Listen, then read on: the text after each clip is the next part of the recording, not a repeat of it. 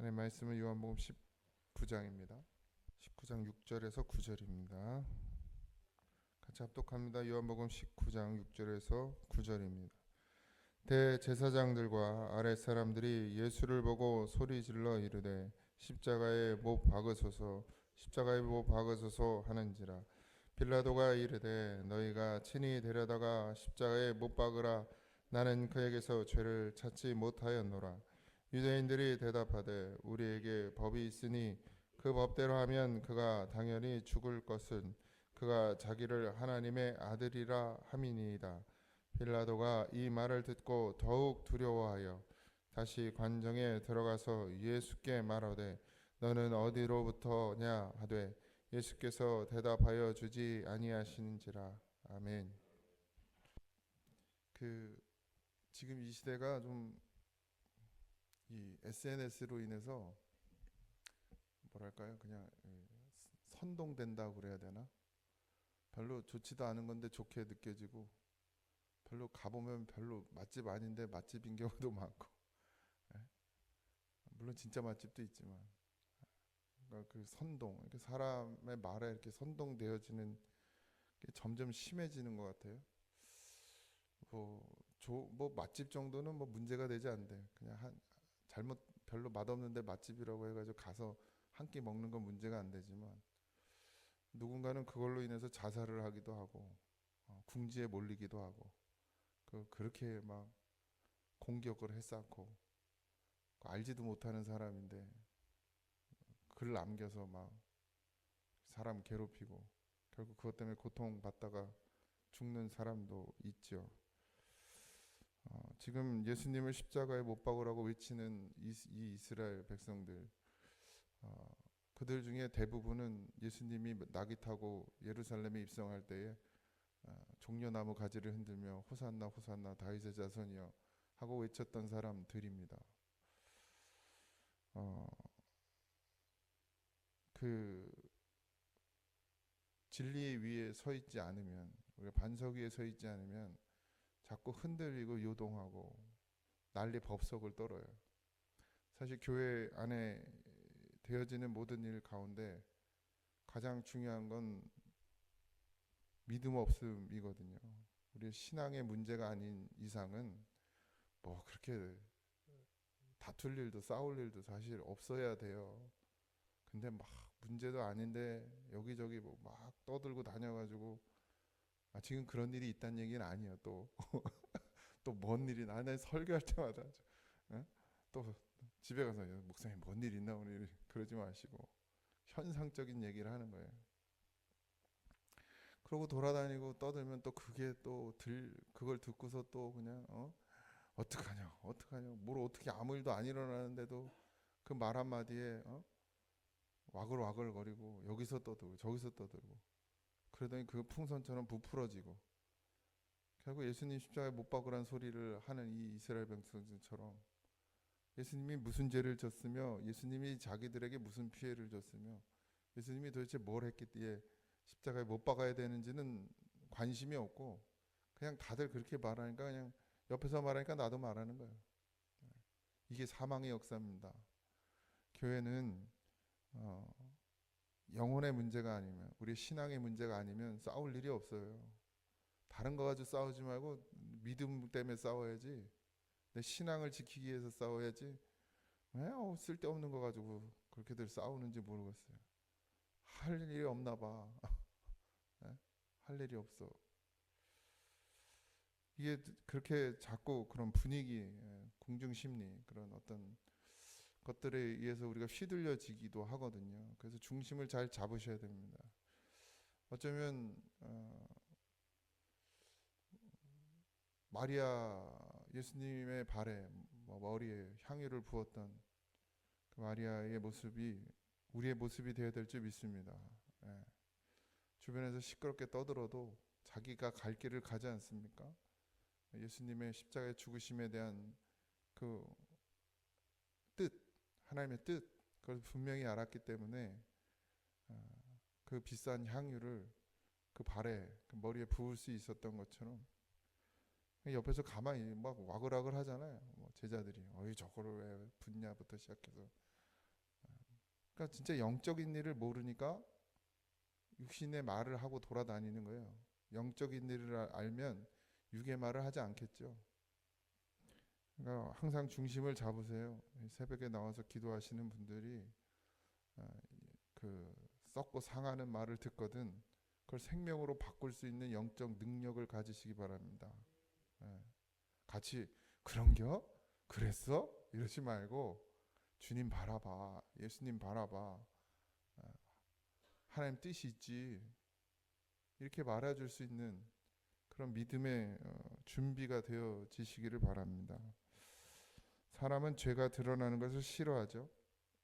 그래서 진리를 거부합니다. 어쩌면 이스라엘 백성들은 진짜 예수님이었기 때문에 그들의 죄가 드러나는 것이 싫고 이스라엘 백성들에서도 특히 지도자들 지금 이제 종교적 지도자들이죠. 그들은 지금 되게 부패해 있습니다. 하나님의 일을 하는 사람들인데 하나님하고 상관없이 살아요. 예수님이 와서 자꾸 자기들을 지적하는 것처럼 느껴지죠. 그리고 하나님의 아들이라고 하고 또 진짜 하나님의 아들이면 우린 다 죽는 거 아닙니까? 자기들이 한 짓들이 있지 않습니까? 그러니까 그게 드러나지는 게 싫죠. 그러니까 선동을 하죠. 몰라. 백성들은 잘 몰라. 근데 그냥 여기서 그러니까 같이 그냥 우우하는 거죠. 깨어 있어야 합니다. 빌라도는 3번이나 나는 그에게서 죄를 찾지 못하였다고 계속해서 이야기하고 있습니다. 죄가 없으신 분이에요. 빌라도는 예수님이 죄가 없음을 증언하는 사람으로 지금 사용되어지고 있어요. 죄가 없는데도 불구하고 놓아주지 못하는 것. 이제 사람들의 눈과 정치적인 압박 때문이겠죠. 진리를 알면 그 진리를 따라서 가야 됩니다. 때로는 손해보는 상황이 오기도 하고 때로는 손가락질 당하는 상황이 오기도 하고 진리를 쫓다 보면 여러 가지 일들이 생기죠. 근데 그게 두렵고 그게 무섭고 그게 어렵고 이렇게 갔다가 내가 손해를 보게 생겼다고 생각이 들어도 어떻게 해야 돼요? 믿음의 용기가 있어야 됩니다. 빌라도는 그게 없죠. 있을 수도 없고 만약에 물론 그럼 또 다른 사람을 쓰셨겠지만 빌라도가 안 했으면 결국 빌라도는 자기가 가지고 있는 생각보다는 상황과 환경, 사람 이런 것을 쫓게 되었고 그 결과가 결국 사도신경에 이름을 올리는 좋지 않은 이름으로 평생 영원히 이름이 불려지고 있어요. 본인 자신도 몰랐겠죠. 8절에 더 두려워하죠. 빌라도가 이 말을 듣고 더욱 두려워하더라 그랬어요. 그러니까 이스라엘 백성들이 예수님이 자기를 하나님의 아들이라고 말하고 다닌다. 그게 자기 이 유대교회에서는 그게 죄가 된다. 죽을 죄가 된다라고 얘기하는 거예요. 빌라도는 그럼 니네가 데려다가 죽여라. 이렇게 니네 법으로 심판해라. 그러니까 또 이 뭘까요? 어떤 심리일까요? 진짜 하나님의 아들이면 어쩌지 뭐 이런 마음도 있지 않았을까요? 자기들이 죽였다가 진짜 하나님의 아들이었으면 이제 다 죽는 거 아닙니까? 그러니까 넘기는 거겠죠. 비겁하죠. 진짜 그게 자기들이 정말 확실히 믿는 예수님은 하나님의 아들이 아니고 저건 진짜 우리 법으로 죽여야 돼라고 생각했다면 죽이면 되는 것인데 그것조차도 자기 손에 묻히지 않고 빌라도에게 넘기는 거죠.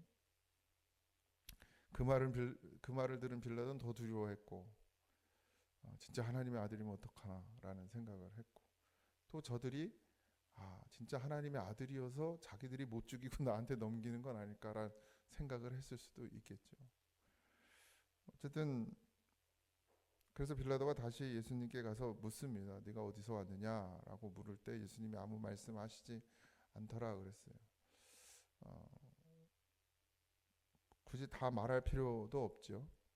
그리고 이사야 53장 7절에 보면 그가 곤욕을 당하여 괴로울 때에도 그 입을 열지 아니하였으며 마치 도수장으로 끌려가는 어린 양과 털 깎는 자 앞에서 잠잠한 양같이 그의 입을 열지 아니하였도다. 어제도 말씀드렸지만 예수님께서는 하나님의 말씀을 이루려 이 땅 가운데 오셨어요. 참 신기하고도 신기한 일입니다. 그 모든 상황들이 구약에 있는 말씀을 다 이루어가고 있다는 그 작은 것 하나도 하나님께서 정말 정확하게 명확하게 또 그 순간 그러니까 하나도 빠짐없이 그 말씀을 이루어가고 계시다라는 사실입니다. 그냥 단순하게 십자가에 달려 죽는 것으로 여러분 그냥 그것으로만 판단할 수 있는 문제가 아니라 지금 그 과정 십자가로 가는 과정들을 보면 거기에는 진짜 하나님의 말씀에 순종되어지는 예수님이 나와요. 네. 작은 것 하나까지도 다 지켜내는 우리가 믿음이다라고 하는 것은 우리가 주님과 함께 죽는다고 하는 것은 과정이 없이는 안 되는 거예요. 그냥 어느 날 갑자기 주님과 함께 죽는 게 아니라 그 믿음을 지켜나가는 과정이 있다라는 거예요. 그냥 뭐 갑자기 가서 십자가에 못 박히는 게 아니고 예수님은 그 모든 과정 하나님의 뜻 하나님의 말씀을 지켜 행하면서 가고 있어요. 뭐 기도하는 것도 그렇고 뭐 나귀를 타는 것도 그렇고 심지어 뭐 채찍에 맞는 것도 그렇고 하나도 버릴 것이 없는 하나의 구약의 말씀을 버리지 아니하시고 그 모든 것들을 그 하나님의 뜻대로 그 시간대 때마다 그 자리로 계속해서 나아가고 있고 그 말씀이 예수님을 통해서 이루어지고 있다는 사실이죠. 우리의 믿음의 삶이 그래야 된다는 거죠. 광야는 가나안을 들어가기 위한 과정이지만 결국 그 과정 속에서 어떻게 해요? 하나님의 인도하심을 받는 것이죠. 오늘 우리가 주님과 함께 이제 최종 목적지로 감에 있어서 그 가장 중요한 그 십자가의 자리까지 가려면 그냥 되어지는 게 아닙니다. 교회 출석하고 뭐 예수 믿습니다 이렇게 고백하면 끝나는 게 아니라 그때부터 시작이 되는 것이죠. 우리가 하나하나 밟아가는 거예요. 뭘요? 여러분들도 다 하나님께서 여러분들의 삶을 예수님처럼 이렇게 성경에 기록되어져 있다는 얘기예요. 무슨 말씀인지 알아요? 여러분 각자의 삶이 하나님의 원고가 있어. 원고 글이 있단 말이죠. 이 성경은 예수 그리스도를 드러내는 책 아닙니까? 이런 책들이 여러분 각자의 삶에 있다는 얘기예요. 무슨 말씀인지 아시겠어요? 우리에게 예수님이 구약을 주신 것 하나님께서 구약을 허락하신 것처럼 우리의 삶에 구약이 있어. 아직 우리가 예수 만나기 전 우리의 삶이 있고 그 하나님의 계획과 뜻이 있어요. 우리가 예수님을 만나서 신약이 됐지 않습니까? 그럼 이 신약을 우리는 이제 또 써내려 가는 거예요. 여러분의 신약을. 그 신약은 뭘로 써져요? 순종으로 써지는 거예요. 하나님께서 계획하시고 뜻하신 일들을 이루면서 가는 것이 우리의 삶이란 말이죠. 뭐 이렇게 말하면 이단이 될 수도 있겠지만 그런 뜻이 아니고 여러분들을 향한 하나님의 계획과 뜻이 마치 성경처럼 다 있다는 얘기예요. 근데 누군가는 그걸 순종하면서 가고 그래서 결국 하나님의 뜻을 이루고 누군가는 그 부르심을 입었음에도 불구하고 순종하지 못하기 때문에 그 뜻을 이루지 못하죠. 저는 여러분 우리가 모두가 하나님 말씀에 순종되어질 줄 믿습니다. 하나하나 그 말씀을 이루어가는 것이 지금 우리의 삶이고 그것이 신약이에요. 여러분들은 지금 예수님 그리스도를 통해서 신약의 시대에 들어온 거죠. 여러분 각자의 신약 여러분의 인생의 삶에 언제 끝날지 모르지만 육신으로는 언제 끝날지 모르죠. 누가 먼저 끝날지도 모르는 것이지만 결국 하나님은 하나님의 뜻을 태초부터 아니 그 전부터 여러분을 향한 계획을 가지고 지금까지 인도해 오셨다는 얘기예요. 그러니 그 하나님의 놀라운 계획, 하나님의 놀라우신 뜻, 하나님의 놀라운 사랑, 이걸 하나님의 놀라운 은혜, 이걸 어떻게 말로 표현할 수 있겠습니까? 여러분 각자를 향한 하나님의 계획과 뜻이 지금 여러분들을 통해서 이루어지고 있는 이 모든 시간과 그 공간과 그 모든 것들이 하나님이 처음부터 가지고 계셨던 뜻이고 계획이다. 이게 도무지 우리의 생각으로는 뭐 감당도 안 되고 믿어질 수도 없는 일인데 지금 그 일이 우리를 통해서 이루어지고 있죠. 내 발로 교회 나온 것 같고 여전히 내 발로 교회를 다니는 것 같지만 아니라는 거예요. 하나님은 우리의 구약을 써 주셨고 그 구약을 이루시는 거예요. 우리를 통해서. 근데 그 시작은 뭐예요? 예수 그리스도란 말이죠. 예수님이 십자가에 달려 죽으시는 것, 그것 또한도 하나님의 계획 안에 있었고 하나님의 뜻 안에 있었습니다. 우리는 예수님을 믿고 따르는 그리스도인으로 이 땅 가운데 이제 남은 삶을 살아내야 됩니다. 살아가야 하고요. 그것을 버리면 안 됩니다. 지켜야 되죠. 안 그러면 자꾸 놓치게 돼요. 여러분, 하나하나 양보하고, 양보는 좋은 말이구나. 하나하나 타협하고, 그러다 보면 영원히 빼앗기게 되는 것이. 가룟 유다가 처음부터 그냥 예수님을 팔 생각을 하는 것이 아니라 그 생각이 들어왔다 그랬어요. 어떻게 들어왔겠습니까? 물질을 보니까, 돈을 맡으니까 자꾸 그런 생각들이 하나하나 들어오기 시작하는 거예요. 또 누군가는 그러지 않았겠습니까? 기록에는 없지만 가룟 유다를 너무 나쁜 놈 만드는 건 아닌지 모르겠는데 예수님이 잘 나갔지 않습니까? 안 기도하면 낫고 그냥 예수님을 만나기가 쉽지 않았어요. 사람들이 몰려오니까. 그럼 돈 맡은 가룟 유다에게 찔러주면서 나 예수님께 기도 좀 받게 해달라고 그런 사람이 없었겠습니까? 그거 하나 조금씩 타협하다 보니까 결국 예수님을 팔 마음까지 어떻게 해요? 그 악한 마음이 자란 것이죠. 우리도 마찬가지예요. 뭐 예수님 만나기 전엔 괜찮지만 예수님 만나고 난 후에 우리가 예수님을 팔 만한 마음들이 자꾸 우리 안에 들어온단 말이죠. 근데 하나님의 계획은 그렇지 않은 거예요. 그죠? 하나님은 우리를 악하게 쓰시려고 계획하시는 일이 없습니다. 우리가 악해지니까 하나님이 그렇게 불의의 병기로 사용하실 뿐이지 처음부터 하나님이 우리를 악한 병기로 사용하려고 계획하신 건 아니에요. 믿음을 저버리니까 그런 병기가 돼요. 사울을 하나님이 그렇게 악한 병기로 쓰려고 처음부터 왕을 세운 게 아니란 말이에요. 왕을 세웠더니 그가 하나님을 버리니까 어떻게 해요? 악한 영이 그에게 들어가는 거죠. 우리에게 있어서 이 믿음은 반드시 지켜내야 될 하나님께서 주신 아주 가장 귀한 보물입니다. 어떻게 지켜야 될지 여러분의 삶 가운데 각자 다르겠지만 결국 예수님 바라보는 것, 하나님의 말씀을 기억해내는 것, 하나님이 나를 향한 계획과 뜻을 믿고 신뢰하고 따라가는 것. 그걸 위해서 힘을 길러야죠. 영적인 힘. 그게 기도죠. 말씀을 읽는 일, 뭐 말씀을 보는 거, 말씀을 쓰는 거, 말씀을 듣는 거, 이 모든 것들이 다 영적인 힘을 기르는 방법이겠죠. 어쨌든 오늘 하루도 그렇게 살아내길 소망합니다. 본디오 빌라도처럼 아니면 그 유대인들처럼 그 군중들처럼 분위기나 환경과 상황에 끌려다니지 말고 내가 믿는 믿음, 이 진리를 쫓아서 때로는 포기하고 버리고 손해보고 그럴지라도 이 믿음 지키며 나아갈 때 하나님께서 여러분의 삶을 충분히 가장 좋은 곳으로 인도하실 줄 믿습니다. 기도하겠습니다. 하나님께서 우리를 향한 계획과 뜻을 기록하시고 예수님을 우리의 삶 가운데 보내주시고 그렇게 이제는 우리가 주님과 함께 사는 삶으로 우리의 신약을 써 내려가는 중에 아버지 하나님 흔들리고 요동하지 말게 하시고 끝까지 말씀을 이루어내는 삶으로 우리의 삶이 복된 삶이 되게 하여 주옵소서.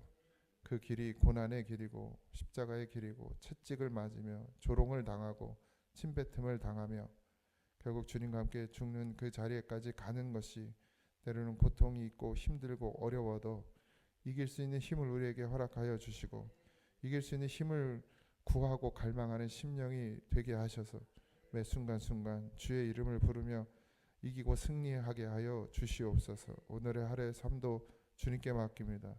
내일은 또 주일입니다. 하나님 어떻게 우리가 이 날을 잘 보내고 주일을 준비하며 주의 은혜와 사랑 하나님의 부으심을 갈망하는 한 날로 삼아 주시옵소서. 오늘 감사하며 예수님의 이름으로 기도하옵나이다. 아멘. 하늘에 계신 우리 아버지여 이름이 거룩히 여김을 받으시오며 나라의 임하옵시며 뜻이 하늘에서 이루어진 것 같이 땅에서도 이루어지이다. 오늘 우리에게 일용할 양식을 주옵시고 우리가 우리에게 죄진 자를 사하여 준 것 같이 우리의 죄를 사하여 주옵시고 우리를 시험에 들게 하지 마옵시고 다만 악에서 구하옵소서. 대나라와 권세와 영광이 아버지께 영원히 있사옵나이다. 아멘.